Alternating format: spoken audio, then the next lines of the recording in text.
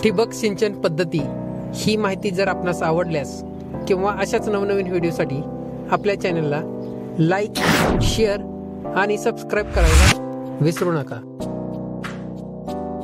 ठिबक सिंचन पद्धतीत झाडांना पाणी देताना मुख्य लाईन मधून उपलाईन किंवा पार्श्व लाईनच्या तंत्राने त्याच्या लांबीनुसार उत्सर्जन बिंदूचा उपयोग करून पाणी वितरित करतात। प्रत्येक ठिबक उत्सर्जक मोजून मापून पाणी, पोषक तत्वे आणि अन्य वृद्धीसाठी आवश्यक गोष्टीप्रमाणे विधिपूर्वक नियंत्रित एक समान निर्धारित मात्रेत पाणी सरळ झाडांच्या मुळाशी पोहोचवले जाते। पाणी आणि पोषक तत्वे उत्सर्जकातून झाडांच्या मुळाशी पोहोचते आणि गुरुत्वाकर्षण आणि केशिकांच्या संयुक्त बळाच्या माध्यमातून मातीत शोषले जाते।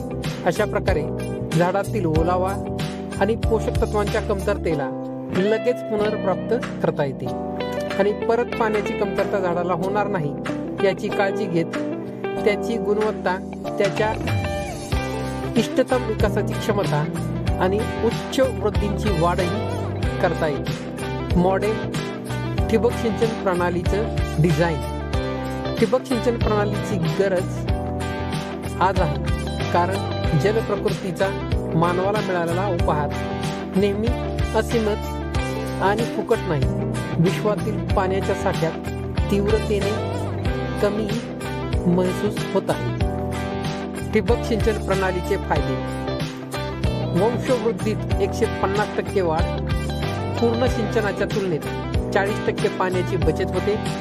अशा प्रकारे वाचलेल्या पाण्याची इतर जमीन सिंचित केली जाऊ शकते। बाग सतत स्वस्त वाढते आणि लवकर परिपक्व होते। लवकर होणाऱ्या परिपक्वतेमुळे उच्च आणि जलद गतीने गुंतवणुकीची परतफेडही प्राप्त होते। खताचा उपयोग केल्याने क्षमता 30% वाढते। ठिबकने खत वापरल्याने आंतर संवर्धक आणि श्रमही कमी होतात। ठिबक खत वापरून लघु सिंचन पद्धतीचा वापर आणि रसायनोपचार पद्धतीही करता येते। वांज क्षेत्र, क्षारयुक्त खारट जमीन, रेते आणि डोंगराळ जमीन देखील मशागतीने आणि खताच्या सहाय्याने उपजाऊ बनवता येते।